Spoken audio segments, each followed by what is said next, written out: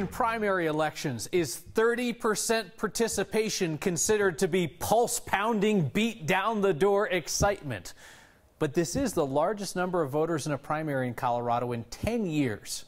So who cares that 2 in 3 Coloradans don't care? I have a feeling you people, and I mean you people very kindly, you people are not don't care bears. You are engaged in this race to lead Colorado. Here's Brandon and Marshall. Nope, that's Brandon Marshall.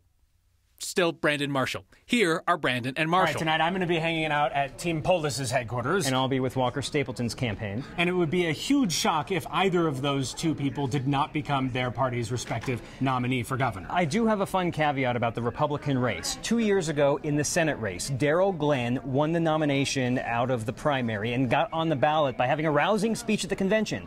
Greg Lopez got on the primary ballot by having a rousing speech at this convention. Does he have Darrell Glenn in him this year? Yeah, and one of the expectations on the Democratic side is, hey, Jared Polis, he's the money guy. He's putting all his own millions of dollars into the race. But Kerry Kennedy, she's got some money behind her, too, in the form of teachers' unions. And the big question is, how reliable is the polling anyway? Look, 2 years ago with the presidential race, we were all, basing it off polls that we were hearing nationally that Hillary Clinton was going to run away. Clearly, those polls were no good. Yeah, and we only have polling from one firm in this primary. It's Magellan. It's a Republican-leaning firm. They say they stand by their methodology, but they're trying to guess how many unaffiliated voters are going to break which way. Who actually turns out could be a determining factor in this race. So the chance of a surprise is there. And listen, we all we think we're going to be positioned at the right places, but who knows? Because we know nothing besides what the campaigns are telling us. And with the unaffiliated vote, we just don't know the probably 200,000 plus by the time this is over. Will the unaffiliateds actually swing the Democratic and Republican primaries? In short, who's going to win tonight? Your guess, Kyle. You ever been at a losing party headquarters on primary night? It's bad. I mean, like, think funeral without the happy memories. Primary participation numbers are really juiced this year because of the first-time inclusion of unaffiliated voters who can pick one primary ballot or the other. We have said that here a million times, but we still have not said it as many times as Denver 311. Noel Brennan spent the last day in the land of never-ending questions. Their names are not on your ballot. Can I put you on hold for a second? But they're the ones to help you cast it. Denver Elections, Daphne speaking. How can I help you? Ms. Perlow speaking. How may I help you? This is Bobby. How may I help you? Daphne, Yes. Okay. Patricia, and Bobby. Bobby. Yes, all B's. The ladies man the phones of the 311 call center at Denver Elections headquarters. Okay, ma'am. Thank you for holding. Yes, you may vote with your birth certificate. The unsung heroes. Any little question that they have, we answer. Fielding unanswered questions. Yeah, that's not allowed. You can only pick one of them. Often the same question. You can either do Democrat or you can do Republican. From unaffiliated voters. The most common question would be, where's my secrecy sleeve? Where is my secrecy sleeve? I think it's pretty clear that it's your secrecy sleeve. When I show them where it is, it's like, oh. They share a sense of humor. Yeah, it is. It's a big honor that I get to help. And pride. Sorry. In what they do. Because I get to live in a country that cares, that gives us the opportunity to vote, and I get to facilitate that in any bitty small way. If only voters knew how much the voice on the other line cared. Yeah. Happens all the time, sorry. You can say thanks with your vote. We should all take pride in the fact that we're able to cast our votes. You're so welcome. Have a good day. Thank you. Bye-bye. You're very welcome. Have a good one. For next, I'm Noel Brennan. Bye-bye.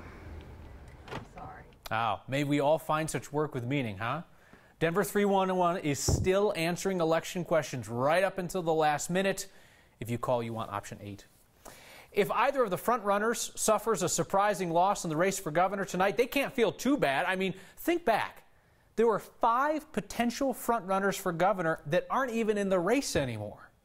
This was supposed to be Ken Salazar's year, but then the former Democratic senator joined the Green Party. And by that, I mean he cashed in to go work for an oil and gas company. That cleared the way for Congressman Ed Perlmutter, till Congressman Jared Polis dropped his fat wallet like a ton of bricks, and a shaken Perlmutter announced his heart wasn't in it. District Attorney George Brockler was a potential Republican frontrunner. He skedaddled when immigration crusader Tom Tancredo got off the fence and into the race. Then Tancredo self-deported from the primary, saying he couldn't raise enough money. Cynthia Kaufman had a real shot till she got blocked Dikembe Mutombo style with just 6% at the Republican State Assembly. Salazar, Perlmutter, Brockler, Tancredo, Kaufman, all of them not even in the running on primary night. Voting is still open until 7 o'clock, so if you are holding on to that ballot, I will say something I do not say here often. Turn off your television. Fill out the ballot. Hustle it to the nearest drop-off location. If you don't know where that is, call your county clerk's office. You have 44 minutes. Go. Aurora's new mayor is not sweating primary night. Bob Laguerre was selected, not elected, last night. His fellow city council members picked him to serve the remainder of the late Mayor Steve Hogan's term that runs through the end of 2019. So we so often celebrate the Denver metro area's super low unemployment rate. Rarely, though, do we talk about the consequences of that good fortune. Labor shortages. A lack of workers here that is so severe that 2 restaurants, Ohana Island Kitchen and Grateful Bread Company, had to close up temporarily. The Colorado Department of Labor says the state's unemployment rate is 2.8%. That is really low, and it's lower in the Denver metro area. Restaurant owners are among the employers who are struggling to find enough qualified people for their open positions.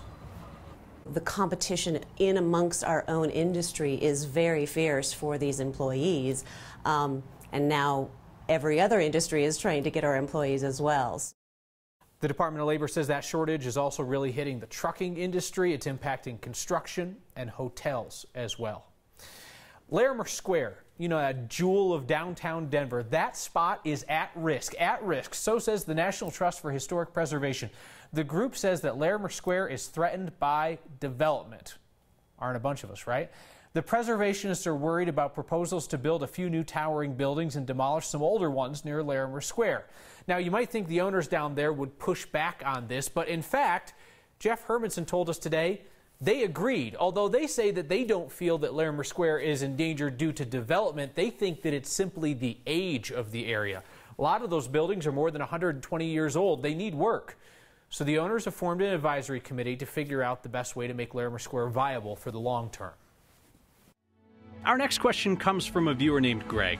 I've driven by this sign since I turned 16. Now, 28 years later, I'm a pilot and know the cost of keeping aircraft in the air. I still drive by the same sign on a regular basis in Routt County. Is it outdated, or is law enforcement still using aircraft to monitor our speed? We've all seen those signs. They're watching us from above. And Colorado State Patrol says they still do it. They still use aircraft looking for cars that are speeding or driving dangerously. They explain typically the plane is used to check things out from the air, then they radio down to a cruiser or a motorcycle, and then they pull somebody over and cite them. But that same aircraft unit that works for CSP also does everything from transporting the governor around the state to working on search and rescue missions. So, long story short, the sign is not a bluff. CSP still in the air. As Rob Thomas once said, man, it's a hot one, and we are headed to a record this week. We remember a man who dedicated half a century of his life to the students of one school system. And what do you do after you run 100 miles? I'd vote for a beer. This woman from Golden has a better idea. Next.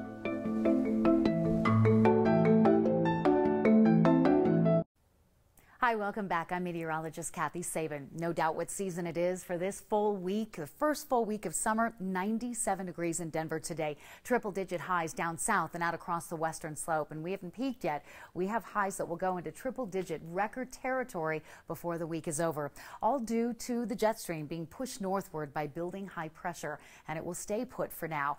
Just a tiny bit of moisture coming in underneath the ridge tomorrow. I put a high base gusty storm in. It won't bring rain that we need. Lightning and wind, something something fire managers really don't need. Fire weather watch, red flag warnings out for half our state and eastern Utah.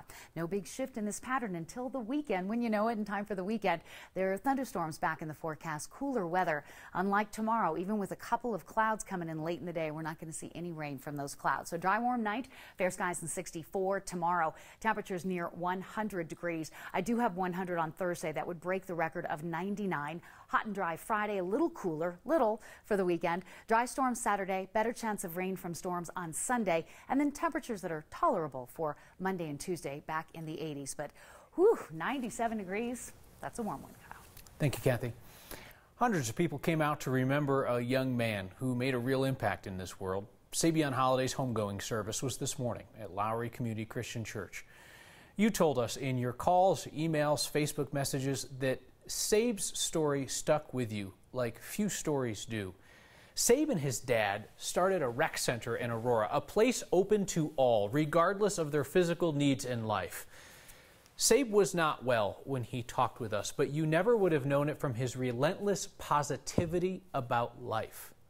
Sabe passed away last week. We're thinking of his family, particularly his dad, tonight. They shared a bond that just leapt right through the screen at you. This week, we also remember a man whose legacy continues to ripple through so many lives. Mike Knockhazel spent most of his 50 years with Aurora Public Schools at Hinckley High. He taught, he coached, eventually became the principal there. 51 years at Aurora Public Schools. All the kids that he coached or that he taught, they just have so much respect for him. I mean, I can't say enough about what an inspiration he's been. I'm Mary Knockhazel, and I was married to my husband, Mike Knockhazel, for over 55 years. We didn't have a lot of money, but he could always squeeze out enough money to buy some poor kid a pair of tennis shoes. He was a coach. He would coach you.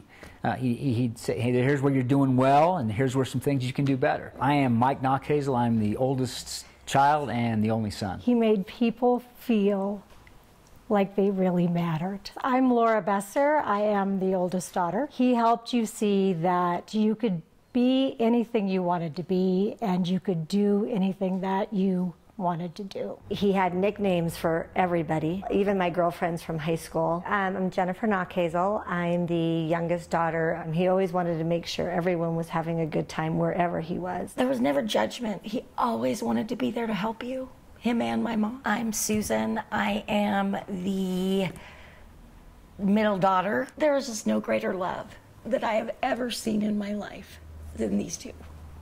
And that's what I'm going to miss, probably more than anything. He'll be missed more than I can ever tell you. Mike Knockhazel didn't stop working until about 2 months ago, when he was injured in a fall and an infection led to his death.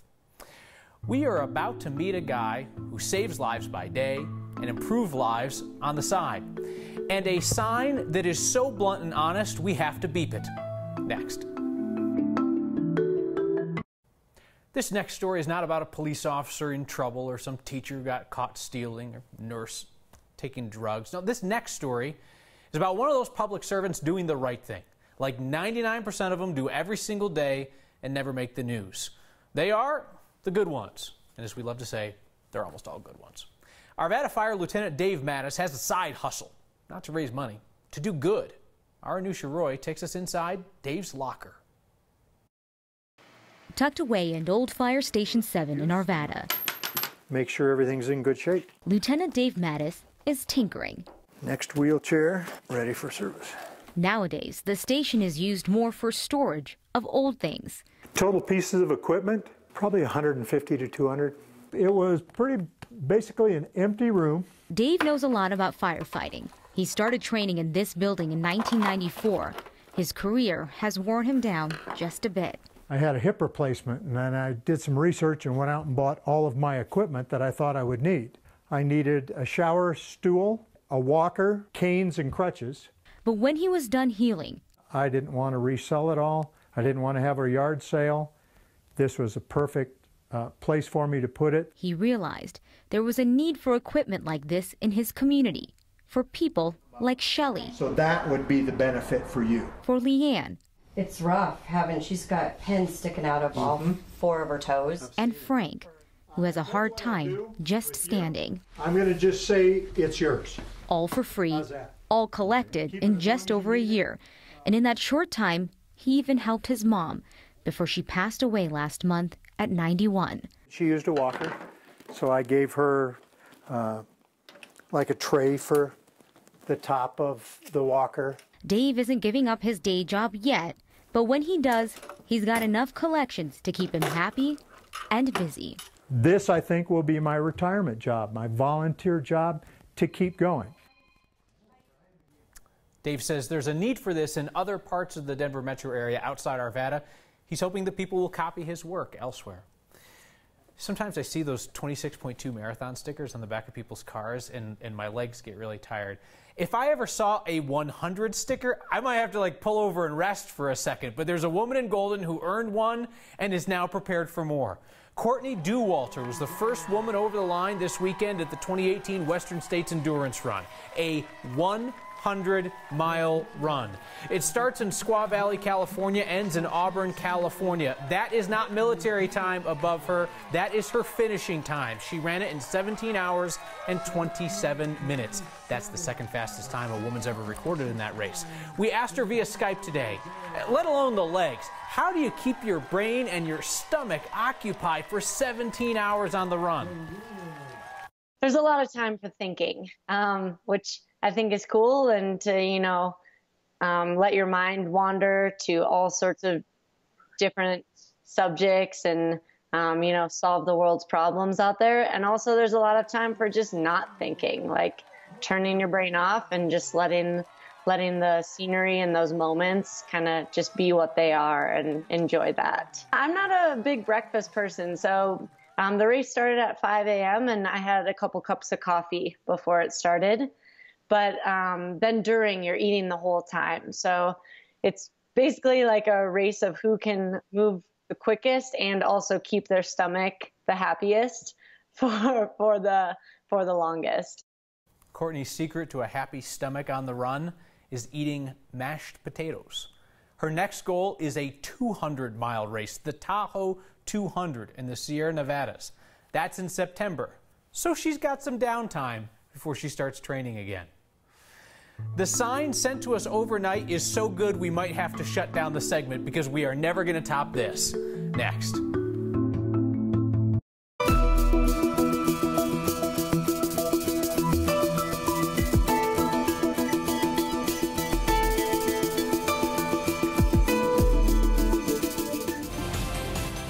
The most Colorado thing we saw today is a reminder that there is only one blue bear in Colorado. The rest of them are this color, and they are not your friends. This is at the Arneson household in Allens Park. Abby Arneson thought the bear was really cute, which is a fine thing to think so long as you don't act on that feeling. Abby also noted that she has some pretty useless guard dogs.